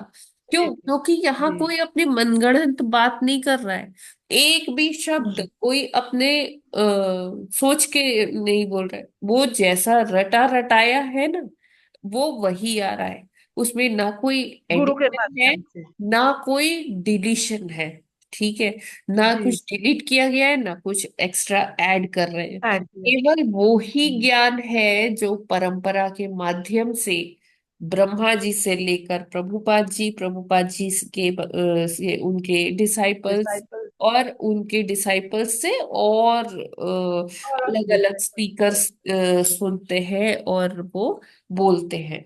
है ना? तो इसमें जी जो भी बोल रहे हैं उनके ऊपर नहीं, मतलब ये है कि हमें ये ज्ञान परंपरा से मिला है, और वो ही सब लोग सुन सुन के वो ही बताते हैं। ठीक है? तो इस प्रकार जब हम सुनते हैं, तो ये वो ज्ञान के माध्यम से, भागवत कथा के माध्यम से धीरे धीरे करके जब हम कथा से एकदम अटैच हो जाते हैं, तो क्या होता है, भगवान कानों के माध्यम से हमारे हृदय में प्रवेश। हृदय में संचरित और प्रवेश वो करता ही तरीका है असली प्योरिफिकेशन का। ऐसा कुछ नहीं है कि हाँ, हम कोई सॉल्यूशन पी लेंगे तो हम पवित्र हो जाएंगे, या हम है। कोई हवन कर लेंगे तो हम में पवित्रता आ जाएगी। आज के कलयुग के टाइम में सबसे जो बेस्ट वेल रिकमेंडेड जो विधि है प्योरिफिकेशन का, वो क्या है? श्रवणम। भक्ति में इससे लोग बहुत तीव्रता से आगे बढ़ते हैं। ठीक है? ये क्लियर है क्या? इसमें कोई प्रश्न है तो ले सकते हैं। हाँ जी माता जी सब। नवधा भक्ति में श्रवणम कीर्तनम सबसे आगे ही रखे हाँ, हैं जी। सबसे ऊपर लोग श्रवणम माता जी, कीर्तन इज सबसे ऊपर श्रवणम। सेकेंड। जी नेक्स्ट कीर्तन। हाँ। श्रवणम सबसे पहले। तो कानों के द्वारा जो भी कुछ जाता है वो चित्त को हाँ, साफ करता हुआ, मार्जन करता हुआ कोई प्रश्न हमारे है तो? सब इंद्रियों को साफ करके मतलब चित्त में समा जाता है, हृदय में समा जाता यस, है। एनी तो हृदय क्वेश्चन? की शुद्धिकरण का यही मार्ग है। हरे कृष्ण माता जी। जी प्रभु। क्वेश्चन। भगवान का नाम, भगवान के गुण, भगवान की कथाएं सब शास्त्रों के माध्यम से परंपरा के अनुसार, गुरु शिष्य परंपरा के अनुसार श्रवण और कीर्तन और उसका अनुसरण करना चाहिए, जो कि ब्रह्मा, नारद, व्यास और प्रभुपाद जी के द्वारा चली जाती है। तो भगवान का शुद्ध नाम एक बार भी कोई लेता है तो वो पवित्र हो जाता है। और भगवान की हर एक चीज, भगवान और भगवान की भक्ति एक ही जी बात है, क्योंकि प्रभु जी, दोनों ही we are Divya running short of time, question पे। है। ये था कि जो है इसमें मुक्ति का तरीका बताया गया है, मुक्ति के बारे में बताया गया है कि जो लोग जी निराकार ब्रह्म की पूजा करते हैं, जी वो उनकी मुक्ति में वो भगवान में विलय हो जाते हैं। और ये इंफीरियर तरीका माना गया है उससे। लेकिन हाँ जहाँ मुक्ति के 5 प्रकार बताए गए हैं, उसमें पहला वाला प्रकार तो जो है वो विलय का है, जिसमें घूमते रहते हैं। लेकिन हाँ अन्य जो जी प्रकार बताए गए हैं, सालोक्य, सामीप्य जी और सारूप, उसमें तो लगता है कि जो लोग मुक्त होते हैं वो रूप के फॉर्म में, फिजिकल फॉर्म में रहते हैं, तो वो विलय कहाँ होते हैं उसके अंदर, ज्योति के अंदर। तो ये सारूप रहते हैं या सामीप्य रहते हैं। तो क्या ये मुक्ति नहीं है? ये भगवान के साथ सानिध्य है। जिस तरह से कि पूर्ण पुरुषोत्तम को, भगवान को जानने वाले लोग उनके लोकों में जाकर रहते हैं, तो वो भी भगवान के साथ दास भी रहते हैं, साथ भी रहते हैं, और समीप भी रहते हैं, सेवा में भी रहते हैं, और समस्त सुखों का प्राप्त करते हैं। तो ये प्रभु 4 जी। जो बात के जो तरीके हैं उसके भगवान में मुक्ति के, तो ये समझ में नहीं आया कि ये मुक्ति कैसे हुई। ये तो सारूप्य ही रहते हैं। तो देखिए प्रभु जी, मुक्ति का क्या अर्थ आपने माना है? मुक्ति का अर्थ क्या आपने माना है कि सारी काया विनष्ट हो जाए, आत्मा भी विनष्ट हो जाए? अच्छा, नहीं मतलब ये जो क्या? शारू पे रहेंगे तो हाथ पैर आंखें सब होंगी ना फिर, और हाँ, कैसे हो? बिल्कुल। भगवान के धाम में हमें क्या मिलता है? आध्यात्मिक शरीर मिलता है ना। तो मुंह, नाक, कान, आंखें, सारी इंद्रियां होती है, लेकिन तो ये मुक्ति भौतिक वालों को भी इंद्रियां नहीं मिलता है? होती है। वो आत्मिक इंद्रियां होती है, वो भगवान की सेवा में ही रत रहती है। ठीक है ना। तो ये जो मुक्ति की ये पराकाष्ठा है कि हम अपने आप को भगवान की सेवा में लगा दे, भगवान के दास बन के। मुक्ति एक्चुअली क्या है? हम अगर भक्ति करते हैं तो हमें इसी भौतिक जगत में ही मुक्ति मिल जाती है। कैसे मुक्ति मिल जाती है? काम से मुक्ति, क्रोध से मुक्ति, काम, क्रोध, लोभ, मद, मत्सर्य, जब हम इनसे छुटकारा प्राप्त कर लेते हैं, असली मुक्ति तो वो है। ठीक है। और हाँ माता जी कहते हैं तो बहुत। जो एक्चुअली जो ये बाय डेफिनेशन जो यहाँ पर बताई गई है मुक्तियों के प्रकार, 5 प्रकार की मुक्ति, तो फर्स्ट वाली सायुज्य को छोड़कर बाकी जो सारी है कि भगवान के लोक में निवास करना, भगवान जैसा रूप प्राप्त कर लेना, भगवान के समीप रहना, या भगवान जैसा ऐश्वर्य प्राप्त करना, तो ये मुक्ति इसलिए कहा गया है कि हमें हमारे जो स्थूल शरीर है और जो सूक्ष्म शरीर है, उन दोनों से हमें मुक्ति मिल गई, हम आध्यात्मिक धाम में प्रवेश कर पाए हैं। है ना। और भगवान के सानिध्य में रहना ही अपने आप में मुक्ति ही है। ठीक है प्रभु जी। तो माता जी ये मुक्ति है कि भगवत प्राप्ति है ये, चारों बात के टाइप? हाँ, भगवत प्राप्ति तो है ही, लेकिन प्राप्ति के जो साकार रूप भक्त है मानने वो वालों को अलग मिलती है। अलग प्रकार से भगवान से अटैच होना चाहता है। कोई भगवान जैसा ही रूप जिस भगवान उसे दे देते हैं, किसी को भगवान अपने समीप ही रखते हैं, अपना पार्षद बना के, कि कोई जैसे भगवान को पंखा कर रहा है लगातार तो भगवान के समीप है। कोई भगवान के लिए मतलब उनके भगवान के साथ ही है, लेकिन हाँ थोड़ी दूर रहकर सेवा कर रहे हैं। ठीक है। जैसे कोई भगवान के लिए फूल तोड़ रहा है, उससे माला बना रहा है, तो वो भगवान से दूर है लेकिन भगवान की सेवा उन्हीं के धाम में कर रहा है।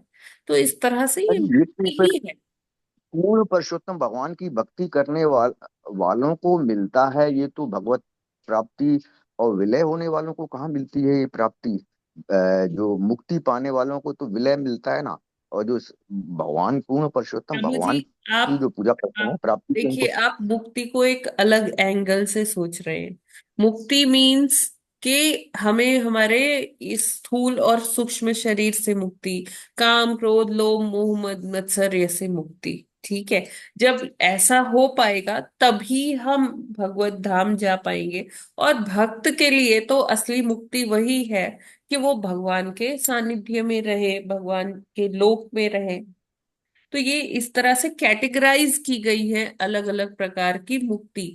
भक्त को इसमें भी कोई इतना रुचि नहीं है कि नहीं नहीं मैं एकदम भगवान के पास ही जाके बैठ जाऊं।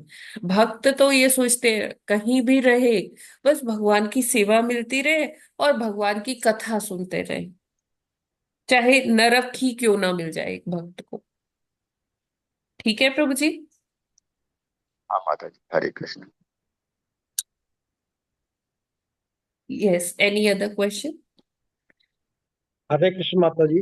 जी प्रभु जी, हरे कृष्ण। माता जी ये पूछ रहा था, जिसे जो श्रवण की जाती है, वो कथा कथा जिसे आपका ये हाँ श्रीमद् भागवतम श्रवण किया जा रहा है, जी। श्रवण के रास्ते ईश्वर अंदर प्रवेश कर जाते हैं जैसे आपने बताया अभी। जी, तो श्रवण क्या किसी भी अवस्था में किया जा सकता है? चलते उठते बैठते सोते, तो उससे कोई अपराध भाव तो नहीं रहेगा? नहीं नहीं नहीं नहीं, श्रवण आप कर सकते हैं कैसे भी। बस ये ठीक है है कि माता जी। ऐसे अवस्था में करें कि जब अटेंटिव हो, क्योंकि भगवान तभी प्रवेश करेंगे। ऐसा नहीं है कि बस हम ऐसे ही सुनते जा रहे। थोड़ा अटेंटिव होके सुनेंगे तो उसका लाभ ज्यादा होगा। है ना। तो माता जी श्रवण करेंगे तो अटेंटिव होके ही श्रवण करेंगे ना? हाँ नहीं, मान लीजिए हम ऐसे चल रहे हैं तो हमारा ध्यान ऐसे उचित भी रहेगा लोग या हमारा? उनका मन कहीं और बैठे हैं वो कथा में, लेकिन मन कहीं और है। तो वो श्रवण या एक दो चार शब्द तो अंदर जा रहे हैं लेकिन पूरा भाव से वो नहीं जा रहा है। है ना। तो अटेंटिव होके श्रवण करेंगे तो उसका लाभ बहुत अधिक है। मतलब अटेंटिव होकर किसी भी अवस्था में श्रवण किया जाए जी तो जी। कोई अपराध नहीं है। नहीं नहीं नहीं, बिल्कुल नहीं। ठीक है, हरे कृष्णा माता जी। हरे कृष्ण प्रभु जी। यस, किसी और का प्रश्न? माता जी, प्रभु जी। हरे कृष्णा। अच्छे से समझ आया माता जी। हरे कृष्णा। माता जी, आज ये नरकासुर का वध भगवान ने किया था। हाँ जी, मैं इस उसी पर आ इसका रही हूँ, उसी पर आ रही हूँ। तो जी वैसे तो जी। बहुत समय हो गया है, लेकिन शॉर्ट में मैं डिस्क्राइब कर देती हूँ थोड़ा सा। आज क्या है, जी नरक चतुर्दशी है। और आज ही के दिन भगवान श्री कृष्ण ने नरकासुर का वध किया था। नरकासुर, पहले समझना होगा कि नरकासुर है कौन। नरकासुर पृथ्वी देवी और वाराह भगवान का पुत्र है ना। इसको, क्योंकि ये भूमि भूमि का पुत्र है, तो इसे भौमासुर के नाम से भी जाना जाता है। तो ये जो नरकासुर था, क्योंकि इसको एक राक्षस की संगति मिल गई थी, बाणासुर की संगति मिल गई थी, तो इसलिए ये असुर प्रवृत्ति का हो गया। और ये बहुत कष्ट पहुंचाता था, लोगों को बहुत ज्यादा कष्ट पहुंचाता था। तो इसकी जो मुक्ति का कारण, मतलब मार्ग था, वो क्या था कि जब इसकी माता ही बोलेगी कि इसका, भगवान से, कि इसका वध हो जाए, तभी इसका वध हो सकता था। अगर माता की इच्छा नहीं है तो इसका वध नहीं हो सकता था। तो उसे लगा वो तो अमर है, तो क्योंकि कभी कोई माँ तो अपने बेटे के लिए ऐसी इच्छा नहीं करेगी ना कि उसका वध हो जाए। तो उसको लगता था कि वो तो अमरत्व प्राप्त कर लिया है, तो वो अपने एकदम मन मर्जी का हो गया था। जैसे ऋषि मुनियों को तंग करना, जो भी भक्त लोग हैं उनको तंग करना। और वो मतलब बहुत सारे जो राज्य थे उनकी कन्या और राजकुमारियों को वो हरण कर लेता था, उनके ऊपर आक्रमण करता था, और वहां से उनकी कन्याओं को हर के ले आया करता था और अपने बंदी गृह में डाल देता था।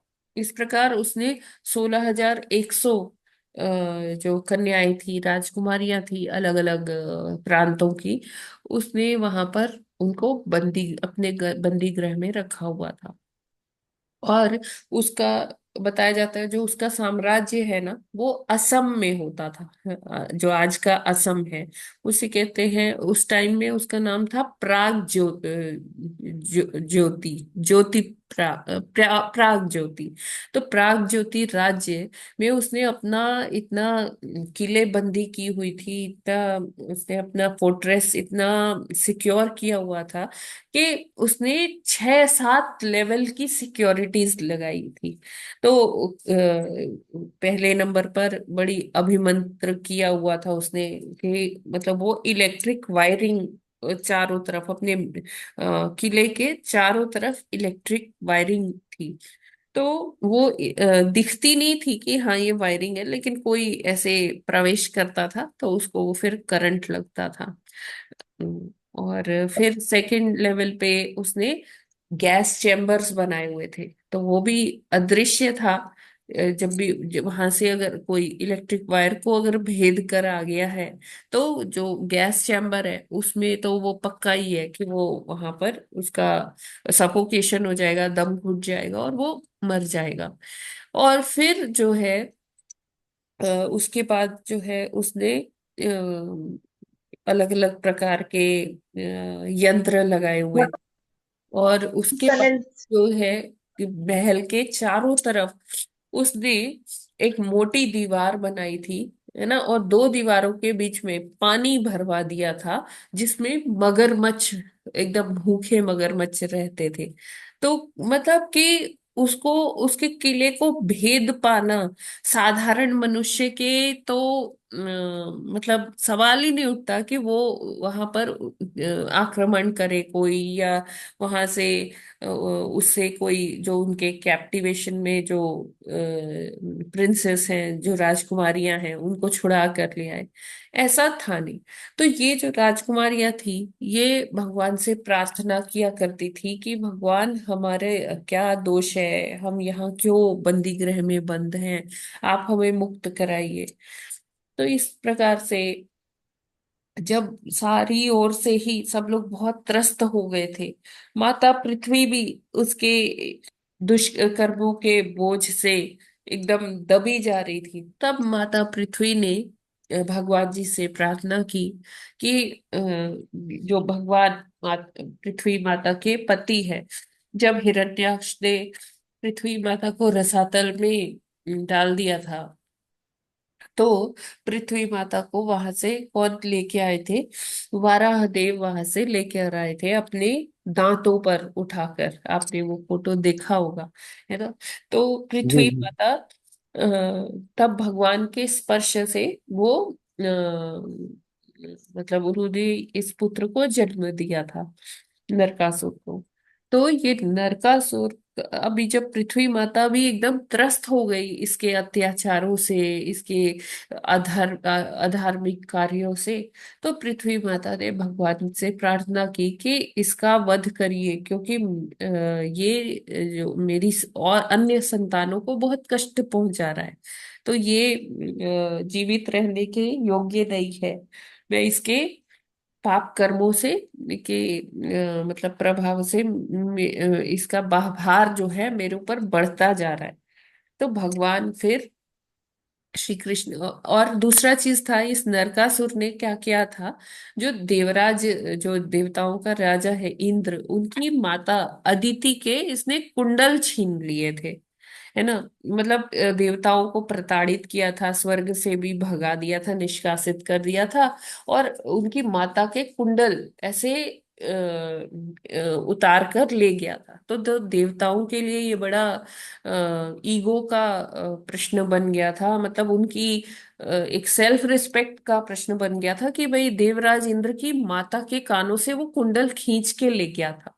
तो देवराज इंद्र मतलब बहुत ही प्रतिशोध की अग्नि में, और मतलब बहुत उनको ये लग रहा था कि कैसे, मतलब मेरे साथ तो उसने दुर्व्यवहार किया सो किया, लेकिन मेरी माता को उसने आघात पहुंचाया, उनके कानों में से कुंडल खींच के ले गया। तो वो फिर ये देवराज इंद्र कहाँ जाते हैं? द्वारिका में भगवान के पास जाते हैं, श्री कृष्ण के पास जाते हैं, कहते हैं कि भगवान ऐसी ऐसी अपनी आप बीती सुनाते हैं, कहते हैं कि मेरी सहायता कीजिए, मेरी माँ के कुंडल वो खींच के ले गया। अब भगवान भी कौन है? भगवान वामन देव के रूप में जब आए थे तो अदिति माता के ही पुत्र थे, तो भगवान की भी माता है अदिति माता। तो हाँ, अदिति माता। तो भगवान कहते हैं कि ठीक है, आप चिंता नहीं करो, वो मेरी भी माँ है, अदिति माँ। तो मैं जरूर नरकासुर का वध करूंगा। अब भगवान जब वध करने जा रहे, तो भगवान को अपना वाहन चाहिए। भगवान के वाहन कौन है? कोई साधारण रथ भगवान का वाहन नहीं है। भगवान ने किसका आवाहन किया? गरुड़ देव का आवाहन किया। तो गरुड़ देव आते हैं, और इतने विशालकाय गरुड़ देव पर भगवान बैठते हैं, और भगवान उनको भी बुलाते हैं, उनकी जो एक पटरानी है जिनका नाम है सत्यभामा। बहुत ही सुंदर है ये भगवान की पत्नी सत्यभामा जी, और ये युद्ध कौशल में भी बहुत निपुण थी। इनको फ्रंट लाइन में भगवान के साथ युद्ध करने में बहुत आनंद आता था। तो भगवान ने कहा कि हम एक बहुत मतलब भीषण युद्ध के लिए जा रहे हैं, तो आप चलेंगी क्या? तो उन्होंने कहा हाँ, मैं अवश्य चलूंगी। तो वो भी भगवान के साथ गरुड़ जी पर आरूढ़ हो जाती है, दोनों सत्यभामा जी और श्री कृष्ण भगवान गरुड़ पर बैठकर वहां पहुंचते हैं असम में, जो प्राग ज्योतिष एरिया में, प्राग ज्योति एरिया में। और वहां पर वो लोग पहले भगवान अपने अमोघ बाणों से उसके ये जो अभिमंत्रित किया हुआ जो सिक्योरिटी था उसको तोड़ते हैं, जो गैस चैम्बर वाली सिक्योरिटी थी उसको ध्वस्त करते हैं। एक एक करके भगवान सारे लेवल्स ऑफ सिक्योरिटी उनको सब भंग कर देते हैं, ध्वस्त कर देते हैं। अभी उसके जो प्रहरी होते हैं समाचार देते हैं कि महाराज जी, एक व्यक्ति है जो ये सब तोड़ रहा है, हमारा सारा उसने सिक्योरिटी एकदम ध्वस्त कर दी, कोलैप्स हो गई है हमारी सिक्योरिटी, और वो लगातार अंदर दुर्ग के अंदर प्रवेश करता जा रहा है।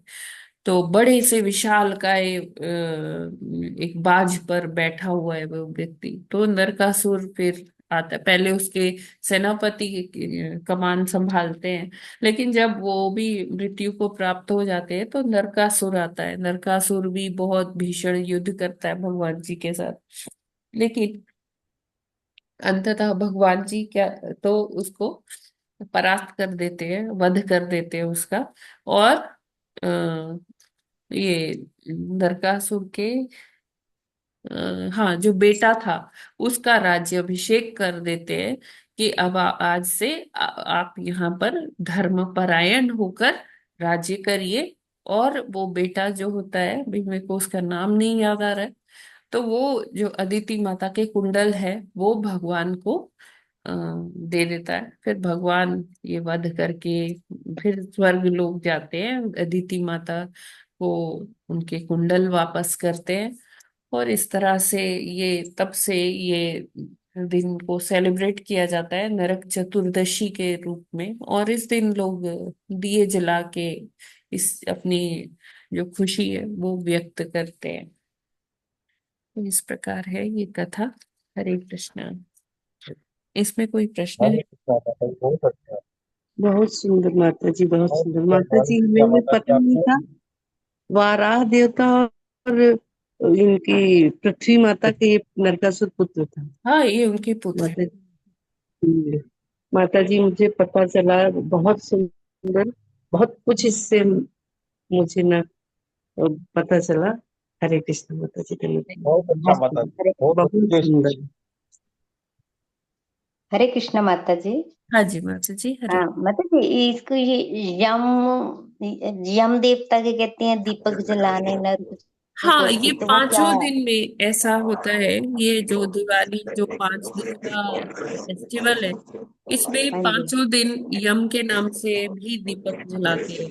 यस, ऐसा अच्छा होता अच्छा है। अच्छा। क्योंकि देखिए ये जो फेस्टिवल है ना, ये हाँ जी। जो इसका समाप्ति होती है वो यम द्वितीया पे होती है। जो भाई दूज मनाया जाता है ना, हाँ उसको जी। हाँ जी। हाँ जी। द्वितीया भी कहते हैं। उस दिन यमुना माता जी अपने भाई यमराज जी का आवाहन करती है हाँ कि आप मेरे घर हाँ आओ। हाँ वो। कितने साल हो गए, कितने युग हो गए, आपने मेरी सुध ही नहीं ली। तो फिर यमराज जी जी। जी अपना कार्यभार चित्रगुप्त जी को सौंप के कहते हैं कि मैं तो थोड़े टाइम में आऊंगा, यमुना मुझे बुला रही है, कितने दिन हो गए। ये दोनों यमुना जी महारानी और यमराज जी, ये किसके पुत्र हैं? सूर्य पुत्र हैं, सूर्य के संतानें हैं, है ना। तो हाँ यमुना मैया उनको अपने घर इनवाइट करती है, और उनका जब इतने युगों के बाद वो अपने भाई से मिलती है ना, तो वो बहुत भाव विभोर हो जाती है, उनकी आरती करती है, उनका तिलक करती है, और फिर उनको भोजन करवाती है। तो इस तरह से फिर तभी से भाई दूज मनाया जाने लग गया कि एटलीस्ट अगर भाई बहुत बिजी है अपने कार्यों में, तो एटलीस्ट आज के दिन तो वो भाई अपनी बहन की सुध ही लेने उनके घर पे आए, वहीं भोजन करे, जी। वहीं तिलक करवाए। तब से ये फेस्टिवल मनाया जाने लग गया। तो ये यम के दिए इसीलिए जलाए जाते हैं 5 जी दिन। माता जी। जी। जी माता जी, क्लियर है जी। और अच्छा माता जी, दंडवत प्रणाम। धन्यवाद, प्रणाम। हरे कृष्णा। हरे कृष्ण। हरे माता जी आपकी आवाज नहीं आ रही, अच्युत प्रिया माता जी। हरे कृष्णा माता जी। हरे कृष्णा। राधे राधे। हरे कृष्णा माता जी। हरे हरे कृष्ण माता जी। ये बताइएगा हाँ हरे कृष्ण। हरे हरे कृष्ण। कृष्ण। हाँ जी नहीं माता जी, अब मत आई आपकी आवाज हरे जी। कृष्ण।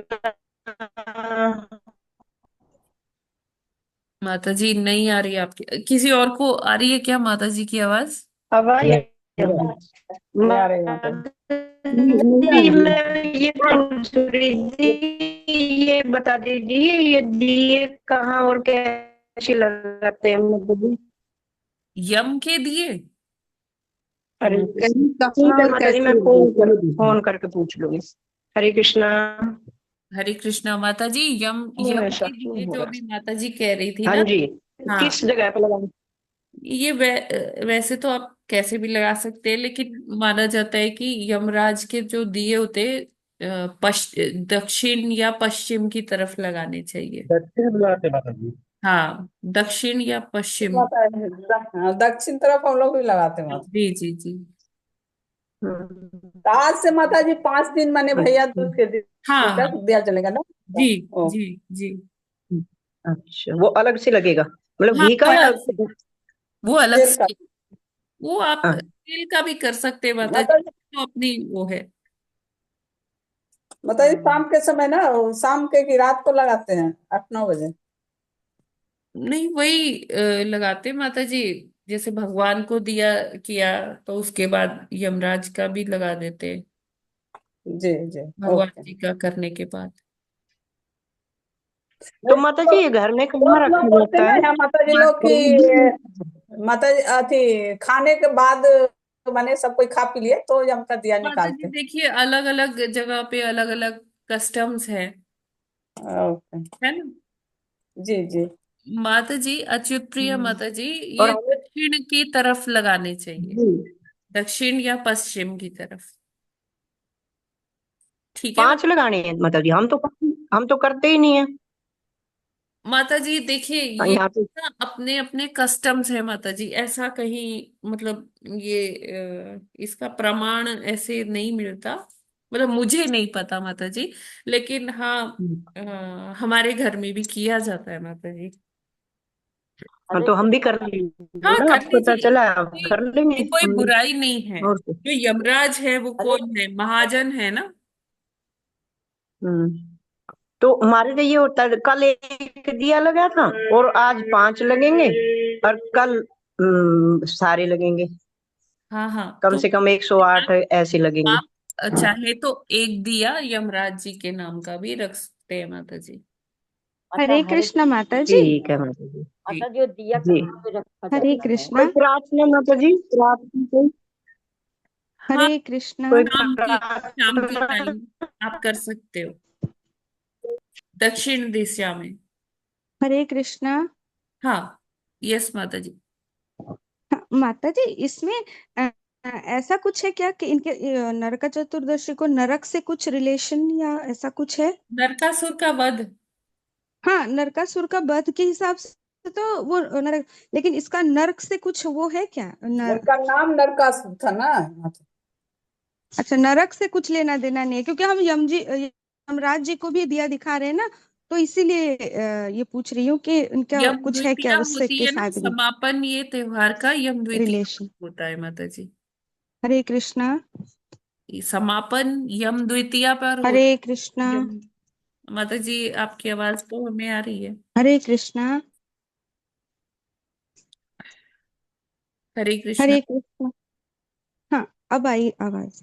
हाँ, तो मैं कह रही हूँ कि इसका समापन यम द्वितीया पर होता है ना, तो यमराज जी के। अच्छा। हाँ। हाँ, ऐसा। माता जी, हरे कृष्ण माता जी जी। माता जी। मुझे समझ नहीं यार, मेरा नेटवर्क में प्रॉब्लम है या माता जी की माता आवाजें माता कट जी, रही है? अभी फोन फोन पे कर लीजिएगा। हरे कृष्णा। मुझे तो आपकी आ रही है परफेक्टली। जी आपकी बाकी आवाज आ रही है माता जी, आपके नेटवर्क में प्रॉब्लम है। मेरे नेटवर्क में। मेरी आवाज आ रही है? नहीं नहीं, जो माता जी बोल रही हैं उनके नेटवर्क अच्छा, में, आपकी तो आ रही है। प्रिया माता जी, we can talk on phone. ठीक है माता जी। हाँ। जानवी हाँ, माता जी, अभी आ आप रही है। कुछ कह रहे हैं? तो माता जी पूछते हैं कि वो दिया घर में रखा जाता है कि बाहर?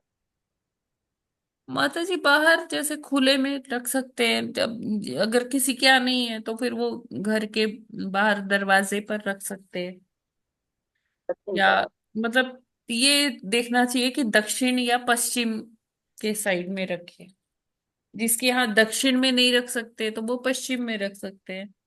माता जी ये तो बाहर ही रखा जाता है, ये वाले हाँ बाहर ही रखते हैं। हरे कृष्णा माता जी। जी। यस माता। माता जी ये भी कुछ है क्या कि नया दीपक कि पुराना दीपक, ऐसा भी कुछ है? क्या क्या क्या?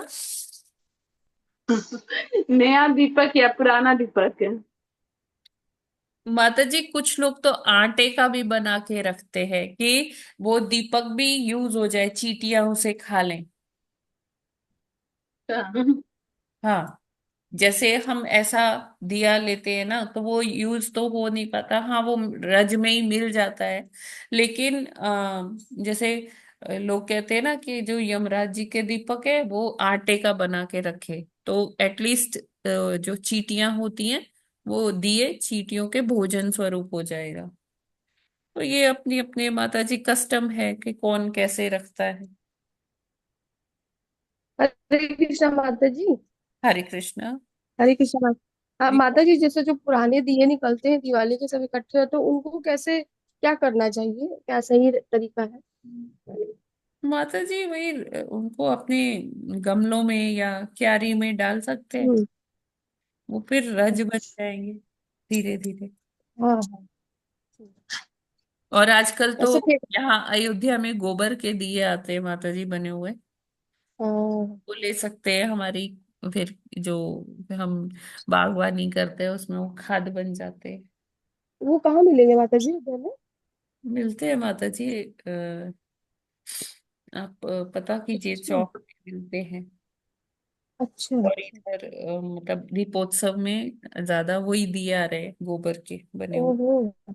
बहुत सुंदर होते यहाँ पे हैं। माता ये जी तो यहाँ माता जी कहाँ मिलता बहुत है अच्छे नहीं हैं। मालूम है। हाँ हाँ माता हाँ। जी फिर अयोध्या में ही मिल रहे होंगे। हाँ माता जी यहाँ मिल रहे हैं। यहाँ मतलब मैं पिछले अच्छा। 4 साल से देख रही हूँ, हम लोग जाते ना दीपोत्सव में, वहां पर वही जी आते, जी। वही वाले दिए आते हैं। माता आज जी गजब पता कर लगेगा रहे हैं। कहाँ मिल रहा है बताइएगा। हाँ वही अयोध्या में। है माता जी, अयोध्या में ही उधर नागेश्वर नाथ की तरफ जहाँ दीपोत्सव स्थल है ना, वहीं पर हाँ होता है। हाँ हाँ वहाँ हाँ। अच्छा, वहां मिल जाएगा उधर माता जी? हाँ, आज तो खैर वहां नहीं जा सकते, केवल जिसके पास हाँ। है वही लोग जा सकते हैं। आज मैं जाऊंगी तो मैं फोटोज शेयर करूंगी आप सभी के साथ दीपोत्सव। हरे कृष्णा माता जी, अयोध्या में मतलब हम जा सकते हैं क्या? नहीं हम माता जी, गुड़गांवा में हैं। नहीं नहीं हाँ ऐसे आ सकते हैं लेकिन आज के दिन माता जी मतलब इधर 2-3 दिन नहीं आइएगा, क्योंकि पूरी सील है अयोध्या, या कोई ना कार। माता जी बिना पास के ना एंट्री नहीं मिलेगी, जिसके पास पास है वही जाएगा, है ना? मतलब हम जैसे ये त्योहार निकल जाए उसके बाद आ हाँ सकते हैं हाँ, माता उसके जी? बाद आप आइए, बिल्कुल आइए, दर्शन कीजिए माता जी, तो बहुत। माता जी रहने वहने के लिए क्या हिसाब है, हिसाब पता चलेगा कुछ? हाँ जी माता जी, सॉरी माता बिल्कुल जी, बिल्कुल है। मतलब रहने के लिए जैसे बहुत अच्छा, बहुत अच्छी धर्मशाला वगैरह। व्यवस्था है, बहुत अच्छी व्यवस्था है, हर टाइप की धर्मशाला है, हर टाइप के होटल्स हैं, हर बजट के हिसाब से।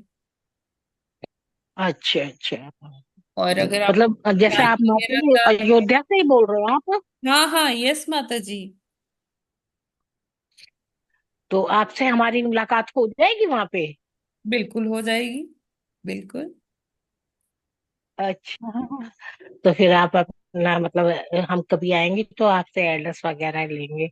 माता हाँ जी आपका नाम, सॉरी, ज्योति। मतलब आप, हम जैसे नई नई जाएंगे हमें दिक्कत ना आए इसलिए हम सोच रहे हैं। हाँ हाँ माता जी, अगर आप जैसे और यात्रा में भी आ रहे हैं तब भी आप यहाँ इस्कॉन अयोध्या को आप पहले से संपर्क कर सकते हैं, आप मुझे बता सकते हैं। तो यहाँ पर मतलब उचित, यात्रा कब से चालू है माता जी? नहीं नहीं, अगर आप यात्रा लेकर आ रहे अच्छा हैं अच्छा, जी या जी जी आप जी। अपनी फैमिली के साथ भी आ रहे हैं तब भी आप हमसे संपर्क हाँ कर जी। सकते हैं माता जी, यहाँ पर सारी हाँ व्यवस्था जी। है। जो हिज ग्रेस विनय भूषण चैतन्य प्रभु जी हैं, वो ये सब देख जी। जी। ठीक है। अच्छा अच्छा। हाँ तो आप जी चाहे तो विनय आप प्रभु जी। मुझे, हाँ चाहे तो आप मुझे भी बोल सकते हैं, मैं करवा दूंगी, नहीं तो मतलब डायरेक्टली आप विनय प्रभु जी को भी बोल सकते हैं। मैं माता जी शेयर फिर कर दूंगी, मतलब वहाँ मैं पे शेयर कर दूंगी आप अपना एड्रेस नंबर। भेज देना। हाँ हाँ एड्रेस भेज देना और नाम भी भेज देना माता जी।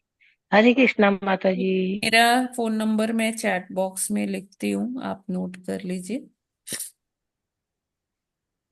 अच्छा अच्छा ठीक है माता जी। नाम नाम माता जी स्वाति, स्वाति खरे। किस नाम? जी स्वाति, जी स्वाति। स्वाति। ठीक है माता जी। हरे कृष्णा माता जी।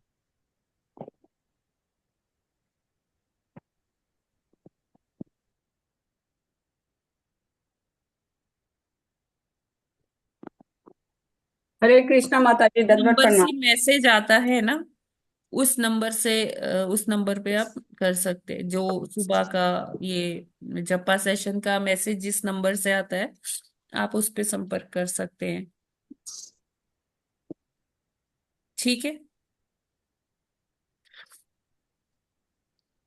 यस माता जी, आप कुछ। हरे कृष्णा माता जी हाँ मैं जी ऐड हो गया आपके साथ मधु अग्रवाल के नाम से। माता जी, ये तो आप बताइए, आप ऐड हैं कि नहीं है, नहीं आपको वैसे आता है मेरे को कि लिंक तो आता है। लिंक आता है ना रोज सुबह? हाँ जी हाँ जी। हाँ तो फिर आप ऐड हैं। ठीक है माता जी। मेरे को पता नहीं ना अच्छे से। अच्छा अच्छा, नहीं कोई बात नहीं, अगर आपके हाँ पास मैसेज आता है तो आप ग्रुप में हैं। जी ठीक है माता जी। सॉरी अरे नहीं आपको डिस्टर्ब ठीक, अरे नहीं ठीक है माता जी, इट्स ओके। किया। हाँ ठीक आप है माता ऐड हैं माता जी, मैंने देख जी लिया, जी। कर लिया। चलो। जिस नंबर से जैसे आपको कभी वो क्लास में सर्टिफिकेट आया था ना, डिप्लोमा डिप्लोमा वाला मेरे को नहीं आया नहीं जो आप वो भेजते लिंक वो वाली बात कर रहे हैं माता जी। हाँ हाँ, लिंक, लिंक वाली बात कर रही हूँ। ठीक है माता जी, आप ऐड हैं ग्रुप में, आप हैं माता जी। जी जी। कभी कभार मैं नहीं आ पाती हूँ क्योंकि लेट हो जाती हूँ इसलिए थोड़ा सा अजीब सा लगता है मुझे। नहीं आप प्रयास कोई नहीं कीजिए। माता जी अगर लेट हो जाऊं तो कोई आ जाऊं तो कोई दिक्कत तो नहीं है कोई नहाने वाने दिक्कत में नहीं टाइम है लग माता जाता जी, है। आप जिस टाइम आइए, प्रयास कीजिए कि आप 5 बजे से आइए, जप कीजिए। अच्छा धीरे जी धीरे जी प्रयास करिए, हो जाएगा। ठीक है। राधे राधे माता जी। हरे कृष्णा। हरे कृष्णा। यस, मंजू माता जी, आप कुछ कह रहे थे क्या? नहीं माता जी, मैं बोली दंड प्रणाम की। अच्छा अच्छा अच्छा अच्छा। ठीक, तो फिर ठीक है, और कोई प्रश्न नहीं है तो फिर हम लोग यहीं पर ये सत्र को विराम करते हैं। आज बहुत टाइम हो गया है, आपसे सभी से क्षमा प्रार्थी हूँ, इतना टाइम लिया आपका। और थैंक यू माता जी, दंडवत प्रणाम। जी, हरे कृष्ण माता जी, दंडवत प्रणाम माता ग्रंथराज जी, श्रीमद् सबको दंडवत प्रणाम। भागवतम की जय, जगत गुरु दंडोत प्रणाम। पाद प्रणाम की माता जय, जी। हरे कृष्णा जी। नामाचार्य हरिदास ठाकुर की जय, संत कोटि वैष्णव भक्त वृंद की जय, कार्तिक मास महामहोत्सव की जय, नरक जय चतुर्दशी महामहोत्सव की जय। हरे जय। Radhe Radhe. Krishna Krishna Hare Hare, thank Hare you माता जी, हरे दंडवत राम राम राम हरे हरे। हरे कृष्णा वाञ्छा माता जी। कल्पतरुभ्यश्च दंडवत प्रणाम। कृपा हरे कृष्णा माता जी। सिन्धुभ्यश्च पतितानां पावनेभ्यो वैष्णवेभ्यो नमो नमः। हरे हरे कृष्णा, कृष्णा सभी हरे को दंडवत प्रणाम। हरे कृष्णा माता जी, हरे दंडवत कृष्णा। दंडवत प्रणाम। प्रणाम। हरे कृष्णा।